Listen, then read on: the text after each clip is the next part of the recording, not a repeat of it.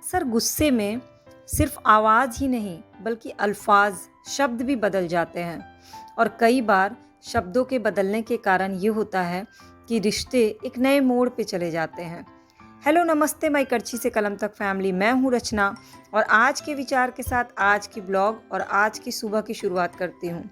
ये बात मैंने इसलिए कही क्योंकि मैंने देखा है अक्सर जब घर में रिलेशंस में कोई प्रॉब्लम होती है तो गुस्से में बहुत सारे लोग ऐसी ऐसी बातें बोल जाते हैं जो बाद में वो कहते हैं कि नहीं, उनके कहने का मतलब ऐसा नहीं था, बस मुंह से निकल गया।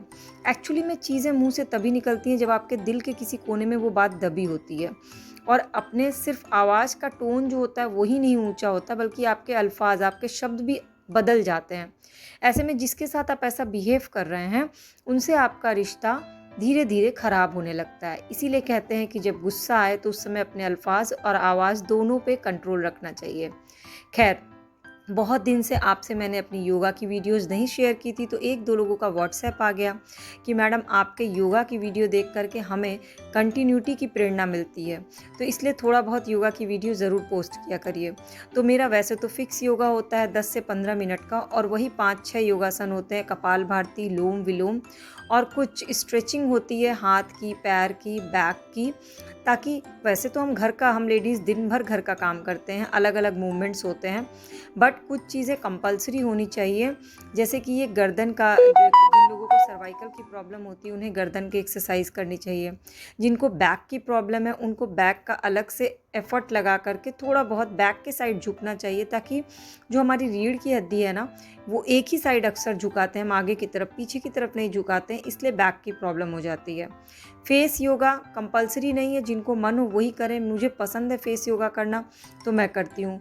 मुझे सर्वाइकल ना हो, एक बार बहुत पहले किसी डॉक्टर ने बताया था कि मेरा सर्वाइकल का स्टार्टिंग है, तब मैं ये रेगुलर करती हूँ, तो मैं सर्वाइकल पे मेरा जो स्टार्टिंग फेस था उसके बाद से रुका हुआ है।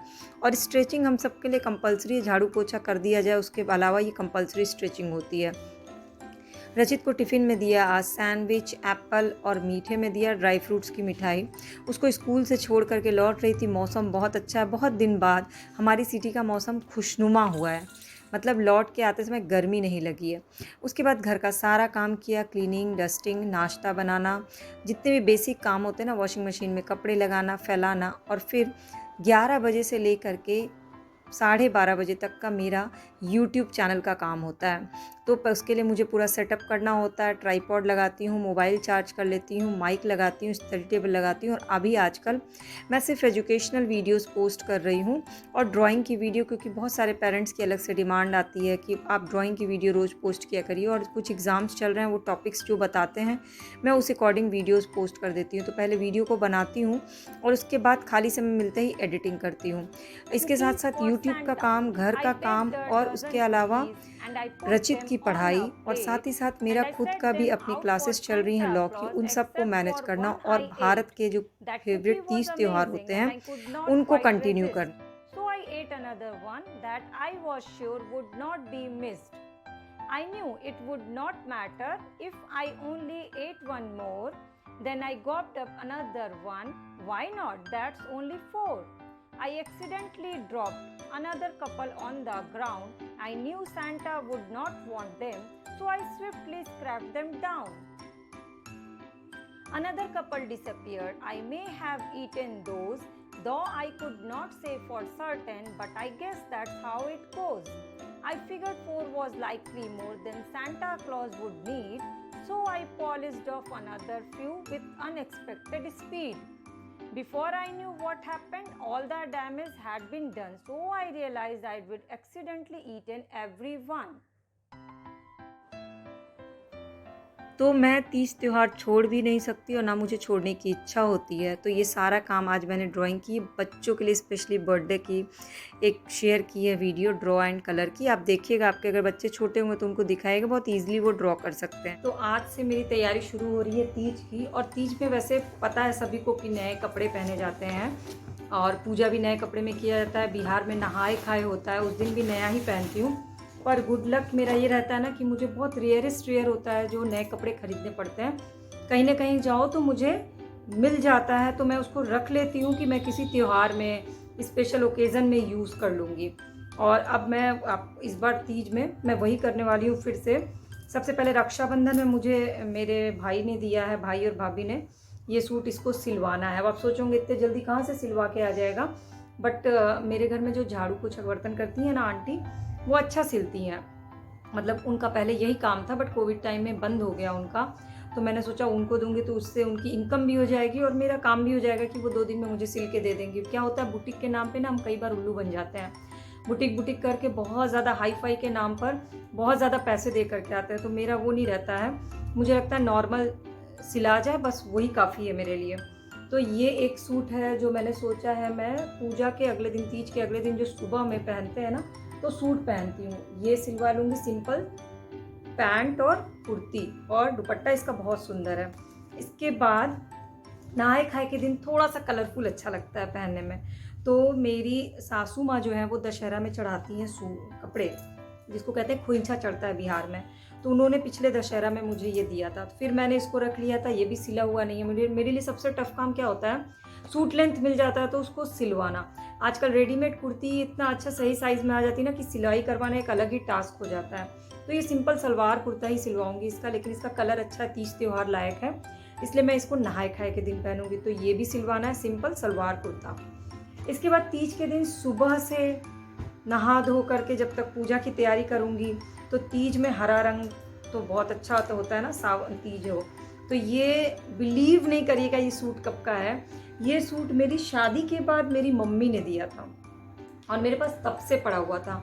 अभी जब शिफ्टिंग हुई मैंने पूरा बक्सा ठीक किया तो मैंने देखा कि मैं तो इसे सिलाना ही भूल गई, तो इस बार मैं इसको सिलवा रही हूँ। और कपड़ा बहुत अच्छा है, वैसे का वैसे, ये सिंपल है, सलवार कॉटन का और ये कुर्ता।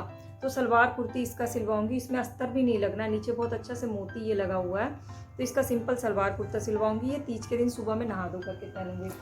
और साड़ी जो है वो इस बार मैं गई थी सर के यहाँ, सर और भाभी के यहाँ दिल्ली, जब मैं आपने ब्लॉग देखा होगा तो बहुत साल बाद गई, तो भाभी ने मुझे बहुत सुंदर सी साड़ी गिफ्ट की है, वो ये इसका ब्लाउज पीस है। इत्तेफाक से ये भी हरे रंग में ही, हरे के शेड में ही है।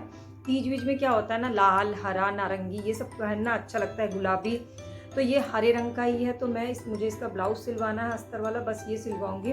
और तीज की तैयारी सिर्फ कपड़े सिलवाने से ही नहीं शुरू होती, बल्कि तीज की तैयारी तीज का सामान खरीदने से भी शुरू होती है। तो आज मैं जाने वाली हूँ बाज़ार, अगर मौसम ठीक रहा तो तीज के पूजा का जो सुहाग का सामान होता है वो खरीदना है, और साथ ही साथ और भी जो चढ़ावे का सामान होता है वो सब, और कुछ डेकोरेशन के आइटम मिलेंगे तो वो भी खरीदूँ, क्योंकि आपने देखा होगा मेरे पहले के भी तीज ब्लॉग में कि मैं तीज में काफ़ी टाइम लगाती हूँ, पूरा मंडप बनाना, सजाना, रंगोली बनाना, प्रसाद बनाना, ये सब में काफ़ी टाइम लगाती हूँ। पता है इसका पीछे का कारण क्या है, पूरे दिन जब इसमें बिजी रहते हैं ना तो व्रत का पता ही नहीं चलता है।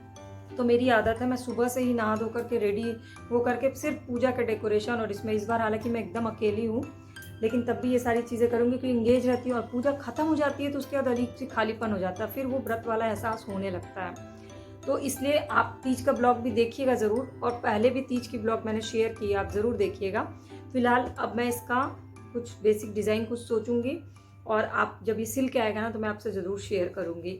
आज की ब्लॉग में और भी बहुत सारी चीज़ें हैं, तो ब्लॉग को पूरी ज़रूर देखिएगा, और अपने तीज की तैयारी के बारे में मुझे कमेंट सेक्शन में ज़रूर बताइएगा। मैं चली देखो प्यार की धड़ी, मुझे रोके ना कोई। मैं चली देखो प्यार की धड़ी। फिर वीडियो शूट करने के बाद मैंने रील बनाई एक छोटी सी, और फिर मैं आ गई खाना बनाने। तो खाने में आज मैंने बनाया लौकी दो प्याजा, लौकी के बड़े बड़े टुकड़े काटे और सारे खड़े मसाले थोड़ी थोड़ी मात्रा में ले लिया है। इसकी डिटेल रेसिपी चैनल के प्लेलिस्ट पे है, वेज रेसिपीज़ में आप देख सकते हैं। और फिर तेज पत्ता और स्टार को छोड़ के सारे मसालों को दरदरा पीस लिया है। जो दो प्याजा की रेसिपी होती है इसमें खड़े मसाले इस्तेमाल किए जाते हैं, पर अगर बच्चों को भी खिलाना हो तो मसालों को अगर दरदरा पीस लेते हैं तो बच्चे खा लेते हैं। जैसे कि खड़ी काली मिर्च अगर दांत के नीचे आती है ना तो बच्चे नहीं खाते हैं। तो रचित को वैसे दो प्याजा बहुत पसंद है, इसलिए मैं मसालों को दरदरा पीस के डालती हूँ। सरसों का तेल गरम किया और उसमें सारे खड़े मसालों का, तेज पत्ता और लाल मिर्च का तड़का दिया। 2 प्याज, क्योंकि इस सब्ज़ी का नाम ही है दो प्याजा, तो प्याज की मात्रा ज़्यादा होनी चाहिए। तो 2 प्याज काटा, 7-8 कलियाँ खड़ी लहसुन की और अदरक कद्दूकस करके डाल दिया, और फिर इसमें नमक डाला और थोड़ा सा हल्दी पाउडर। इसके अलावा कोई मसाला नहीं डालना है क्योंकि हमने सारे मसाले खड़े मसाले में ले लिए हैं। अब इसको 2 से 3 मिनट तक प्याज के पानी छोड़ने तक भूनना है और फिर इसमें 2 चम्मच दही, ऑप्शनल है, आप चाहें तो ही डालें। वैसे ये सब्ज़ी बिना दही के, मेरी मम्मी हैं वो लोग सब लोग बिना दही के बनाती है, पर मैं थोड़ा सा दही डालती हूँ ग्रेवी के लिए और एक्चुअली में ये अच्छा भी लगता है। 1-2 मिनट दही को भूना और फिर लौकी डाल दिया। लौकी का सेल्फ पानी बहुत होता है अगर ताज़ी लौकी है तो। अब आप चाहें तो इसमें 1-2 कप पानी डाल करके ग्रेवी लगा सकते हैं। मीडियम फ्लेम पे 2 सीटी लगा दीजिए। फिर दूसरी तरफ मैंने कढ़ाई में भुजिया छौंकी और भुजिया बहुत ही यूनिक है और आपको कमेंट करके या व्हाट्सएप करके बताना है कि मैं किस चीज़ की भुजिया बना रही हूँ, मैं अभी आपको दिखाऊँगी। और जब मैं खाना बनाती हूँ उस समय मैं पूरे टाइम घड़ी देखती रहती हूँ क्योंकि मुझे 2 बजे रचित को स्कूल से लेने जाना होता है और वॉक करते हुए जाती हूँ तो मैं 2 बजे में 10 मिनट होता है ना, उसी समय निकल जाती हूँ। तो उससे पहले मुझे खाना सारा कंप्लीट करके, किचन को क्लीन करके, खाना लगा करके, डाइनिंग टेबल पे लगा करके तब जाती हूँ क्योंकि लौट के आते ही मेरे हस्बैंड भी आ जाते हैं, रचित भी आ जाता है, सब लोग साथ में खाना खाते हैं। तो और मैं वॉक करके जाती हूँ, वॉक करके आती हूँ तो थोड़ी देर हवा में रहती हूँ, उसके बाद खाना खाती हूँ जब तक कि ये लोग बाकी लोग ये खाने के लिए रेडी होते हैं। इसलिए मैं सारा व्यवस्था करके ही निकलती हूँ। अब आपको मुझे देख करके बताना है कि मैंने किस चीज़ की भुजिया बनाई है और आज की ब्लॉग में आपको सबसे अच्छा क्या लग रहा है, या तीज की तैयारी आपने शुरू की या नहीं की, ये भी मुझे ज़रूर बताइएगा ताकि हम सब एक साथ तीज की तैयारी कर सकें। और तीज वैसे भी सभी लेडीज़ के लिए बहुत ही ख़ास होता है। चलिए अब मैं आपको दिखाती हूँ। भुजिया थोड़ी सी बन गई है। अब बताइए आप कि ये किस चीज़ की भुजिया मैंने बनाई है। बस ये बताऊँ कि ये घर के बड़े बच्चों सबको बहुत पसंद आता है। तो चावल, दाल, लौकी, 2 प्याजा, 1 भुजिया और साथ में बूंदी का। मैं निकल गई रचित को स्कूल से लाने के लिए। आज उसका मैथ्स का पेपर है और ओलंपियाड भी शुरू होने वाले हैं। उसका नाम मैथ्स और जीके के ओलंपियाड में लिखा गया है। तो मुझे मैम से पूछना भी है कि उसके लिए कोई वर्कशीट या बुक आती हो अलग से तैयारी कराने की। वो लगता है स्कूल की छुट्टी हो गई। खाना खाने के बाद 15-20 मिनट रेस्ट किया और फिर 2 घंटे मैंने रचित को ट्यूशन पढ़ाया। रचित अपना आराम से टीवी देख लेता है, उसके बाद ही मैं ट्यूशन पढ़ाती हूँ उसको। And you want to share them equally among 6 men.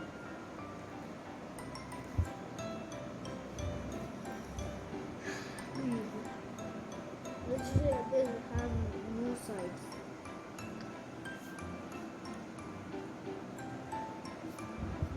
There are 180 pages in a book,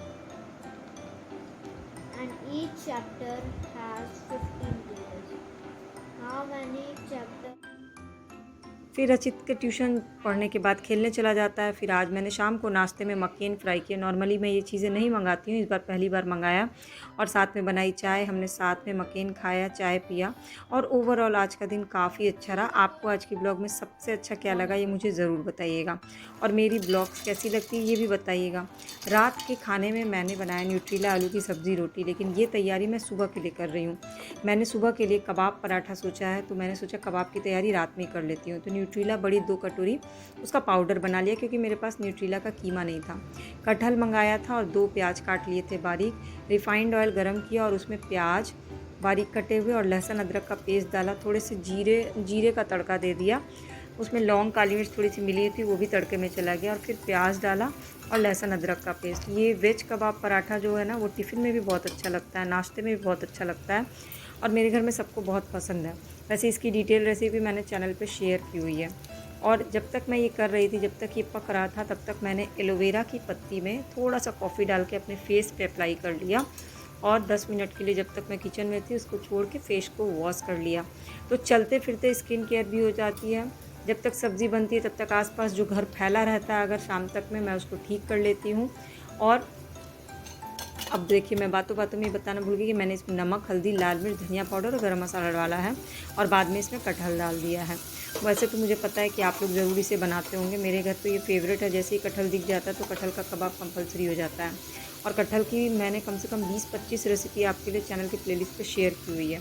अब जो न्यूट्रीला जो पाउडर बनाया था वो डाल दिया। इससे फ़ायदा ये होता है कि पानी सारा सोख लेता है और कबाब बहुत अच्छे से बन जाते हैं।